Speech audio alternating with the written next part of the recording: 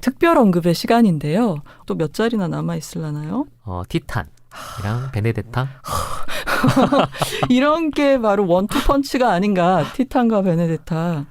이게 이제 티탄은 가족 영화, 베네데타는 종교 영화라고 하고 친구를 데려갔다가는 절연당하기 쉬운 그런. 그렇죠. 아니 근데 네. 장르적으로 보면 뭐 그래 가족 영화. 틀린 말은 아니에요. 네. 가족 영화. 이때까지 티탄의 장르 카테고리 중에 가장 참신한.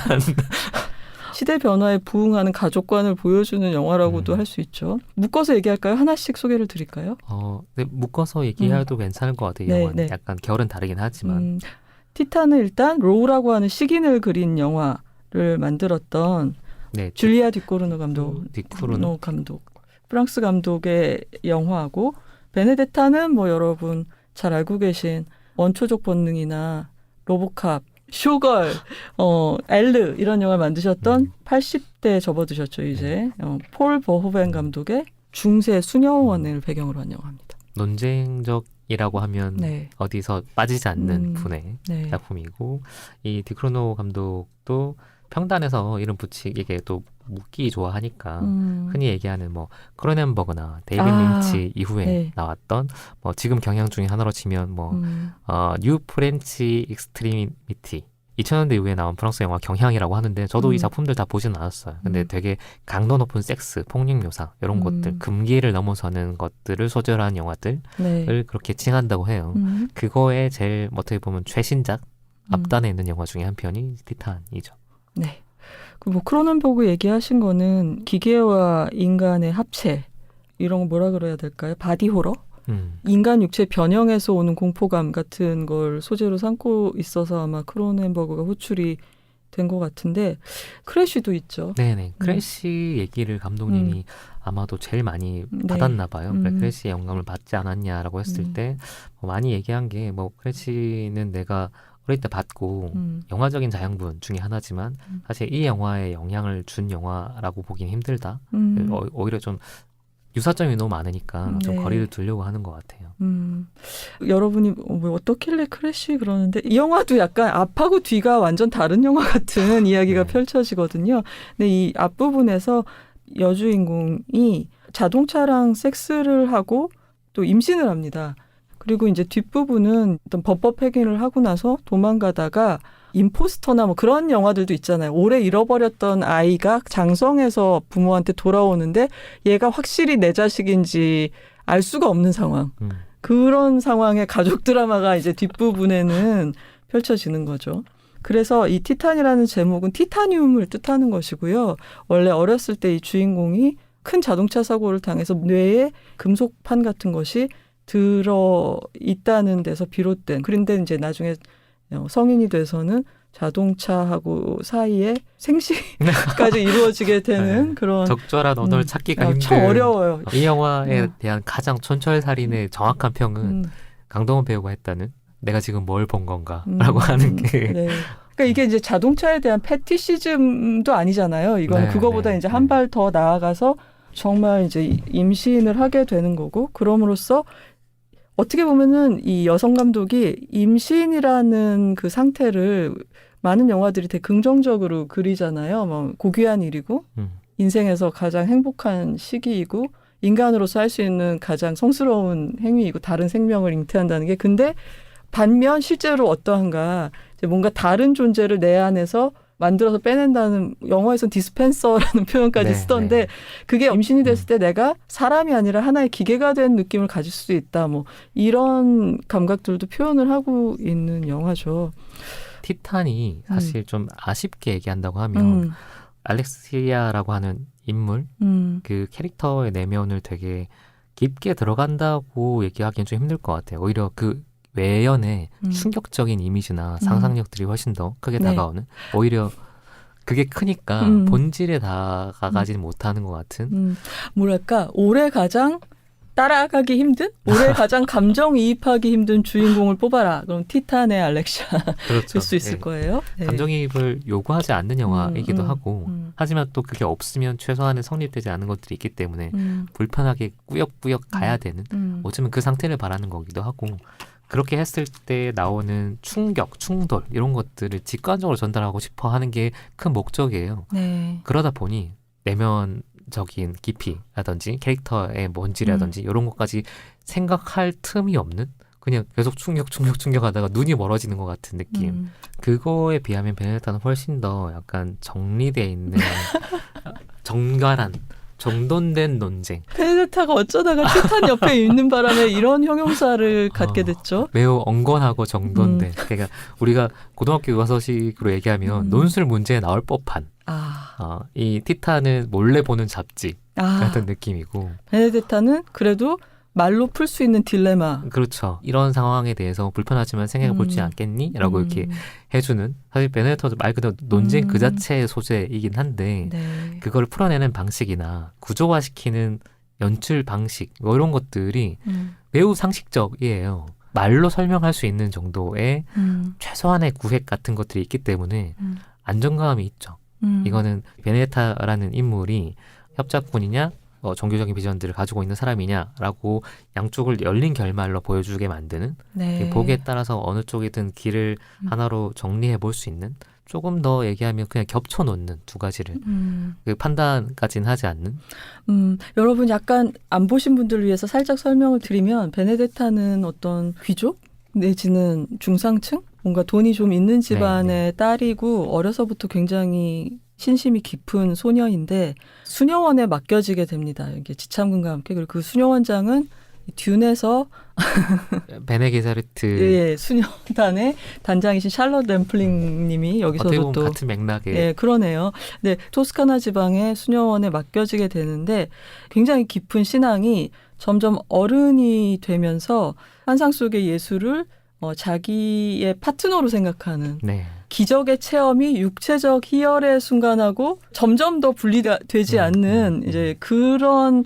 종류가 다른 두 엑스터시가 하나로 점점 융합이 돼가고 그리고 과연 그거를 분별할 수 있느냐라는 질문도 극 중에서 제기가 되게 되는 거고 르네상스 시대 이전의 성당이나 이런 데서 성인 성녀들의 그림이나 조각상을 보면은 그런 순간들을 묘사한 그런 게 상당히 있어요. 좀 어떻게 보면 매저키스틱한 것 같기도 하고 이게 굉장히 은혜를 받는 순간이기도 한데 어떻게 보면은 육체적 희열의 정점에 있는 것 같은 표정과 자세를 하고 있는 이제 여성들의 도상이 있단 말이에요. 근데 이제 그것을 이제 진짜 센세이셔널한 중세 스캔들, 수녀원에서 일어난 믿을 수 없는 이야기로 폴 버호벤스럽게 굉장히 직접적으로 외설적으로 어떻게 보면 이제 결합을 시킨 거죠. 이게 외설이냐 아니면 뭐 예술이냐 가르는 게 이게 이야기상에 필요한 거냐, 소위 말하는 개연성이 있냐라고 한다면 폴 버호벤 영화는 논란을 불러일으킬지언정 늘 그게 있었어요. 그러니까 반드시 필요한 장면들로서의 외설이라고 저는 생각을 하고 어쨌든 큰 맥락에서는 베네딕타라는 이 수녀가 종교적인 비전, 예수의 환영을 본다. 그리고 예수의 환영을 보기 때문에 이 여성이 하는 어떤 행위들이 정당성이 있냐 없냐 요 질문을 던지는 거거든요. 실제로 예수의 환영을 봤다. 이 어떤 비전을 보는 거다. 영감을 받는 거다라고 하면 베네딕타라 인물이 얘기한 것처럼 주님의 사랑과 보호 아래서 수치심이란 건 없다. 그러니까 이게 죄악감, 도덕심 뭐 이런 거 바깥에 있는 거잖아요. 본인이 어떻게 보면 이 베네딕타는 예수님과 일치되는 사람이라고 얘기하고 싶어 하고 그런 맥락 안에서 원래 기독교가 금지하는 이 천주교가 금지하는 성적인 행위들을 다 하는 거란 말이죠. 법 바깥에, 규칙 바깥에 있다. 왜냐하면 나는 그거와 일치되어 있는 사람이니까. 나는 주님의 아내 이런 거죠. 직접적으로 예시를 받고 있는 조금 더 나가면 스스로가 예수라고 생각하는 예수가 될 수 있다. 맞아요. 메시아의 일종이다. 정당성을 거기서 찾는 거예요. 근데 이 영화가 재밌는 부분은 초중반까지는 그렇게 보이도록 만들었어요.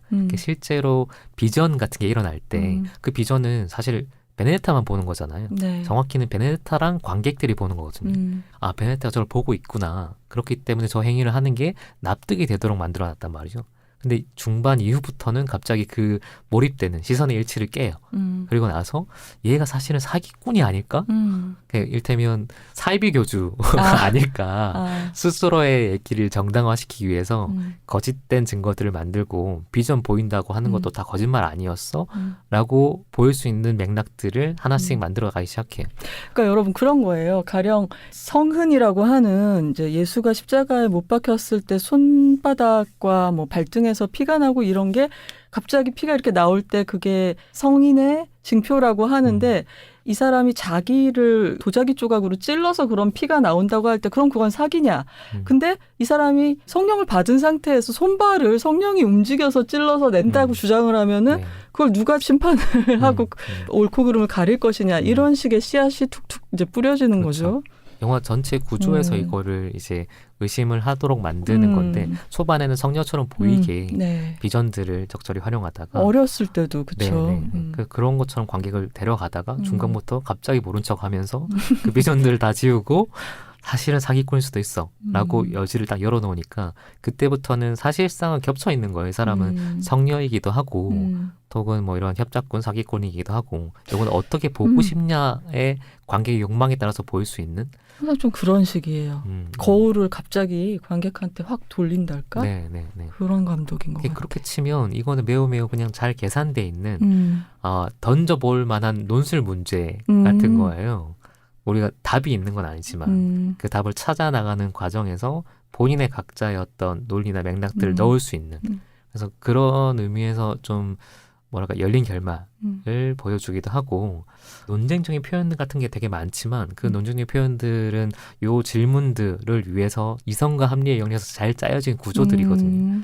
그거에 비하면 티타는 왜 이래? 어디까지 가려고? 라고 하는 것들이 훨씬 더 도드라지고 그렇게 해서 질문까지 이어지냐라고 하면 티타는 잘 모르겠어요. 티타는 너무 논쟁적인 것들 크게 와서 그래서 인물의 행위가 주는 뭐 메시지는 이런 것들까지 잘 접속이 안 된다고 해야 될까요? 반대로 아주 좋은 의미에서 얘기하면 티타는 다 깨부수는 영화죠. 우리가 알고 있는 관습, 고정관념 이런 것들을 다 완전히 꿰뚫고 나가려고 하는 과정에서 얘기하면 새로운 영화 언어를 만들겠다 내가. 맞아요. 그래서 아마 황금종려상을 주지 않았나 싶은데 확실하게 자기 비전이 있다는 걸 의심할 수 없는 것 같아요. 피코르노 감독은. 그래서 그 영화 언어를 받아들일 건가냐 아니냐에 따라서 매우 불편하지만 이 영화에 대해서 신선하다, 좋다라고 하거나 아니면 여전히 좀 이거는 너무 과한 거 아니냐 그 입장 차이가 나뉘는 것 같은데 호불호를 떠나서 다 공유하는 거는 이 사람이 뭔가 새로운 걸 하고 있다. 하려고 한다. 그 에너지나 움직임 자체는 인정할 수밖에 없는 그거에 비하면 베네타는 매우 안정적인 본인의 정갈한 틀 안에서 질문을 던지고 있는 영화라서 질문을 위해서 만든 그렇죠. 이야기다. 네. 다 보고 나서는 이게 비슷한 시기에 겹쳐서 보니까 이런 참사가 벌어지는 건데 베네타 보니까 편안. 베네타가 너무 모험생 같은 영화인 거예요. 이거 정말 논쟁을 던지기 위해서 이것도 굉장히 자극적이고 논쟁적인 영화인데 이렇게 영화가 착할 수 없는 원만해 보이는 그런 효과가 정말 원만해 보이는 영화였던 것 같습니다. 그래서 이 두 편의 영화를 좀 묶어보면 둘 다 약간 결국은 예수에 관한 얘기들을 좀 하고 싶어 하는 것 같아요. 이 베네타라는 성녀를 자칭하는 여성도 예수가 되고자 했던 사이비 교주일 수도 있고 진짜 예수라고 믿고 있는 어떤 여성일 수도 있고 시스템 바깥에서 어떻게 취급을 받았는지 모르겠지만 이 동성이라는 소재 자체는 그렇게 크게 중요하진 않은 것 같고 그냥 예수와 성녀 요 키워드로 간다고 하면 이 티탄도 마찬가지예요. 티탄의 이 인물 주인공이 전혀 이해할 수 없다라고 하지만 제 맥락에서 제일 이해할 수 있는 것 중에 하나는 예수가 되고 싶었던 사람? 이 사람의 행동 원리는 우리가 알고 있는 천주교의 예수랑 다르게 또 다른 탄생, 기계랑 결합이라고 한다고 하면 지금 인류 말고 또 다른 무언가의 시작에 해당하는 아담일 수도 있고 예수일 수도 있고 선지자일 수도 있고 그런 위치에서 자기만의 서사나 맥락을 써내려 간다. 그런 것들을 잡아주려고 한다, 이 감독은. 그래서 이 똑같이 예수가 되고 싶어 하는 두 인물이 있다고 하면 그 두 인물을 바라보는 감독 입장이 완전 다른 건 거죠. 이 티탄 같은 경우는 그거를 찬성해주는 그쪽에서 최대한 잡아준 이미 우리가 알고 있는 상식과 영화 언어에선 벗어날지언정 그쪽에 방점을 찍고 있다고 하면 여기 폴 버호벤 감독 같은 경우는 그거에 대해서 의심도 같이 해보는 이 인물의 선택이나 아니면 그 위선적인 면도 보이게끔 이중인화를 시키고 있는 그래서 표현하는 방식이 거기서 좀 차이가 나는 것 같아요. 네.